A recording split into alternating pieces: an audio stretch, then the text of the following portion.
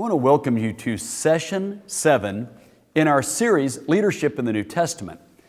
This series is a look at principles, practices, and examples in the New Testament for how to become Christ-centered, connected, community-impacting leaders. So we've been looking at the character of leaders and the communication of leaders, and now what we want to look at is some very specific, essential qualities into which a leader must mature. And the first one is discernment. Great leaders are discerning leaders. Now, a person has said that the person who won't stand for something will fall for anything. So the idea there is, as we go through life, we're going to have to make some decisions about things that are true and false, things that are good and things that are bad, things that represent righteous living and things that are sinful. It just requires discernment. Now, I'll give you an example. My dad used to say, if you go to a car lot to buy a car, or if you go to a store to buy a television and somebody tells you this is the best deal ever, if you don't buy it today, we'll never have another deal like this. He said, don't believe them, because they got to be in business tomorrow. They got to be in business the next day. They got to be in business next week. They got to be in business next month. So what are they going to say to the next person that comes tomorrow? The same thing. What are they going to say to the next person in 2 weeks? The same thing. So the reality is, I have to learn how to listen to messages and make discernment. Now, I want you to know this began in the very first stories of the Bible. If you think about the story of Adam and Eve in the Garden of Eden, in Genesis chapter 3, you remember the story, they're tempted to eat from the fruit of the tree of the knowledge of good and evil. They do that, which is the one command that God told them not to do.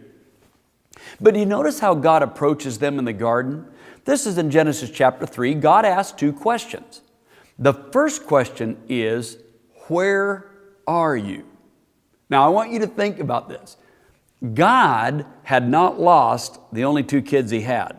The omnipotent, omniscient God has not lost his two kids. So when God says, where are you? It's not like God is pawing through the bushes trying to find his kids. That question isn't for God. That question's for them. Where are you? The second question is also interesting.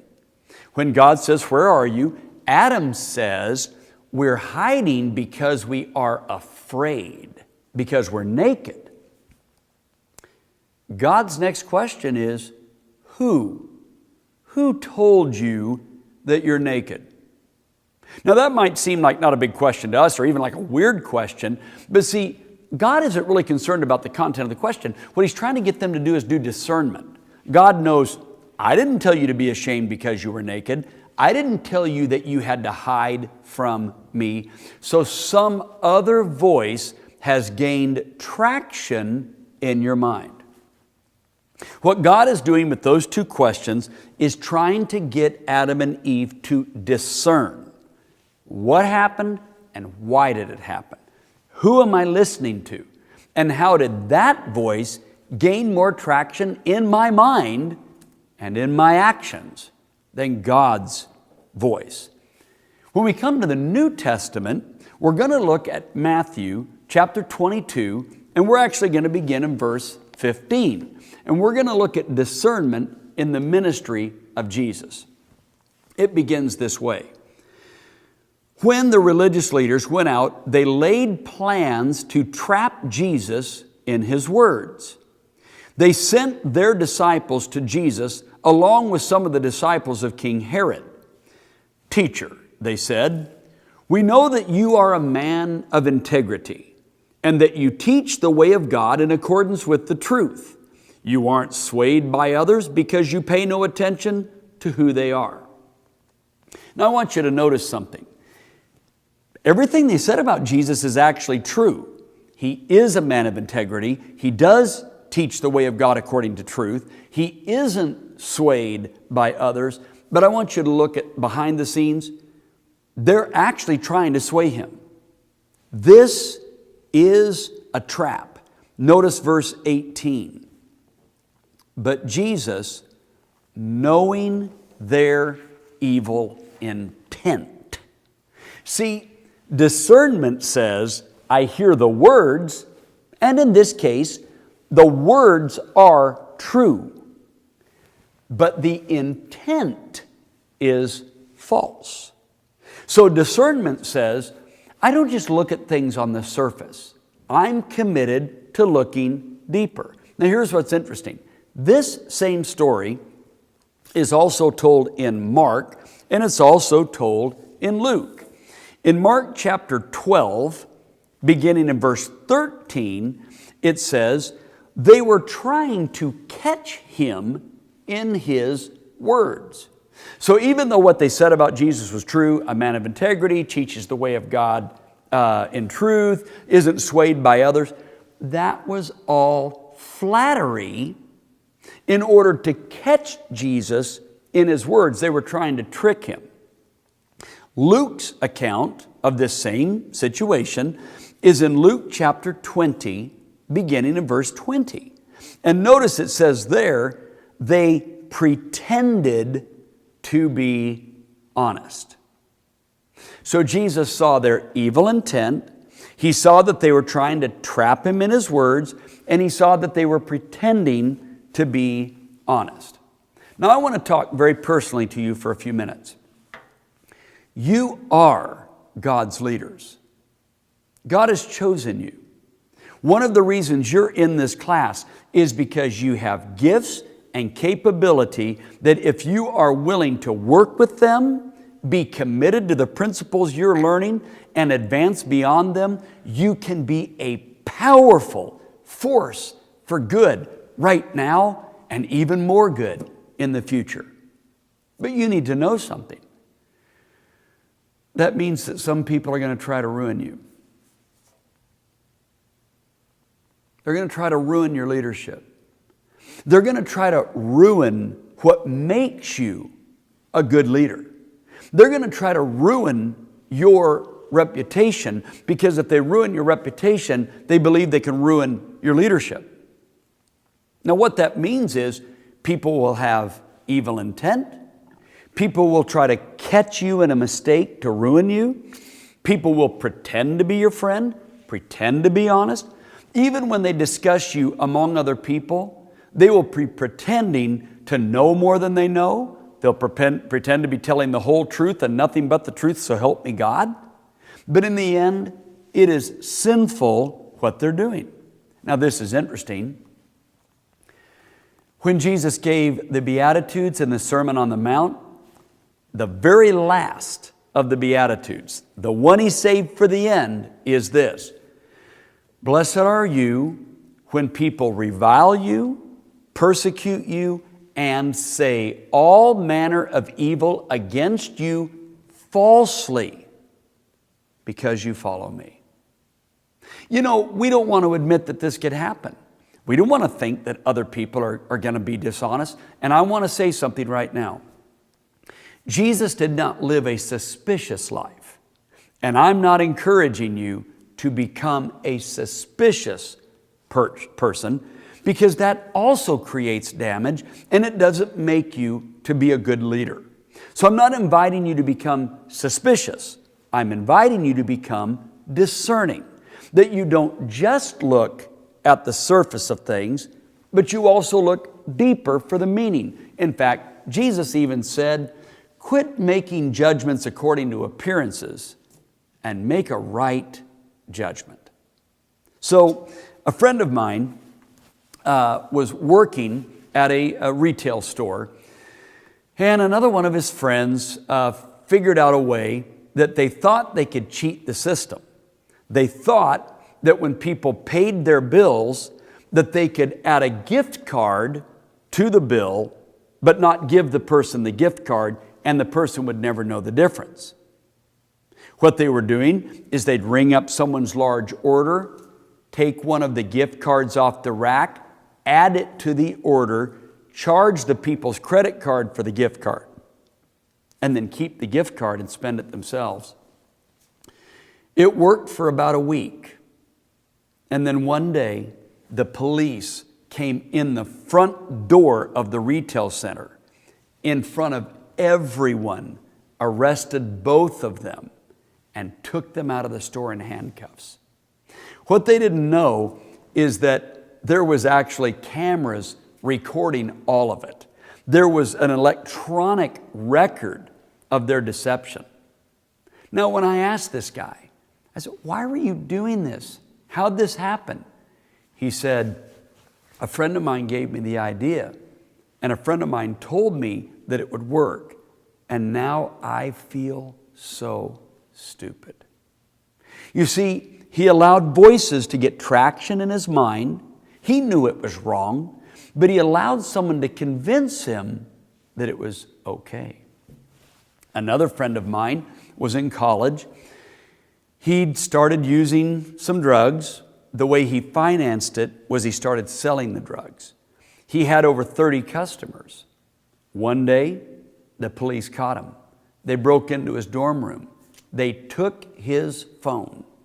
And one customer at a time, when they showed up to buy their drugs, the police, in this guy's dorm room, the police arrested 26 people. And there he was, laying face down on the carpet in handcuffs. He later told me, he said, "I laid there with tears running down my cheek, and I said to myself, how did I ever let this go this far?" Well, I know he allowed the wrong voices to get traction in his mind. Now, there's another side to this, and that's good voices. When one of our sons was preparing to get married, I asked him, "How have you handled temptation?" And I know that's kind of an awkward question for a dad to ask his son, but I am his father. And I just asked him, "How have you handled temptation?" And he said, "Oh, believe me, there's plenty of temptation. But I decided when I was back in high school that I didn't have to get all I wanted out of a relationship when I wanted it. I could wait." I said, "Where did you learn that?" He said, "I was in a conversation with one of my teachers one day, and he told me that that's how he navigated his relationship when he was engaged to be married." Now see, there's a case where the right message got traction in his mind. So discernment means I listen, I hear what people are saying, and even sometimes it's true. But I've got to be discerning to recognize when it's not true. That friend of mine that got arrested at the retail store, he said this, "It only took a few seconds to get into trouble. It's going to take a lot of time and a lot of money to get out." So what I begin to realize in the course of my life is there are voices trying to get control of me. And whatever voice gets control of my thinking is the voice that gets control of my actions. And as a leader, if my actions are under control of the wrong voice, the people I'm leading will be influenced by those wrong choices. So it absolutely matters. There's another way to look at this, and that is, so who's the authority in your life? What authority do you look to? So a young friend of mine called me one day, and I've known him since he was a little boy, and he made this, called me on the phone and he said, "Hey, Mr. Don, can I come into your office and talk to you about something?" And I said, "Sure." So he came into my office and he sat down and he said, "You know, Mr. Don, I used to believe in the Bible, but I don't believe in the Bible anymore." I said, "Really? Tell me more." There's our 3 words. He said, "Well, when I found out that the Bible really wasn't put together by Jesus and his followers, but it was put together by Emperor Constantine, then I just knew that I couldn't trust the Bible anymore." I said, "Well, really? Well, tell me about that." And then he said, "Well, you know, Emperor Constantine put the Bible together." Now, I already knew from my research that he didn't have the story all the way correct, but I said, "Well, tell me more." He said, "Well, a friend of mine sent me this article." And I said, "Oh, well, where did he get it?" "Well, he got it off the internet." I said, "Oh, okay." And it said that Emperor Constantine put the Bible together. I said, "So who wrote the article?" He said, "Well, I really don't know." I said, "Oh, Well, was it like an educator or somebody that has a rich history in this? Oh, I don't know. Oh, okay. So I said, so let's review what we have so far.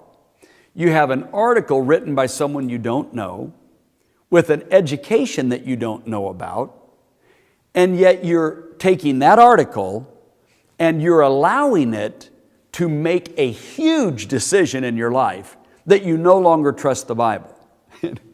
He looked at me and he said, when you put it that way, I feel kind of stupid.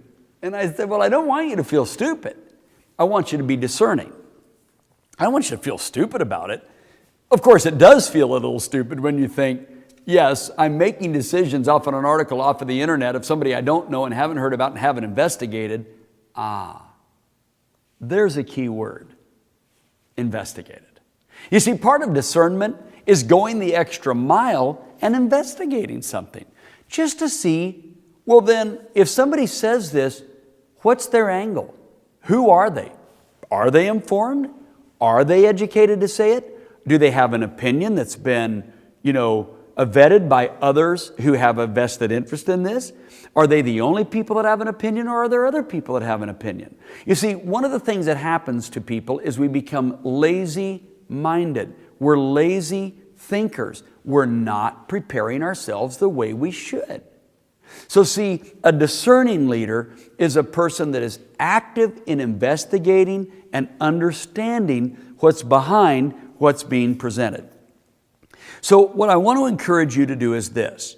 I want to encourage you to commit to investigation, learning, comparing, and contrasting. What I'm asking you to consider is this. A discerning leader is someone who fiercely guards their heart and mind. That we are not going to let something get traction in our mind and then take over our actions when that voice has no business controlling us. Truth is so solid that you can always explore it. Truth is so solid that any competition with truth will always eventually lead you back to truth. So you can question anything in Scripture. Doubt is an incredibly big help because doubting can lead you to more investigation, which leads you to more truth. You never have to fear questioning truth. You never have to fear questioning Scripture. You just have to be discerning. Who has control? Who has traction? So what they say about Jesus, He's a person of integrity who always teaches the way of God in truth and isn't easily swayed.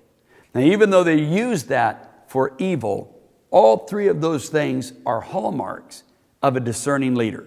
So I challenge you to be a person of integrity, a person who searches fiercely for truth, and a person that is not easily swayed. And you will be an outstanding, discerning leader. Thank you for joining me. We'll see you next time.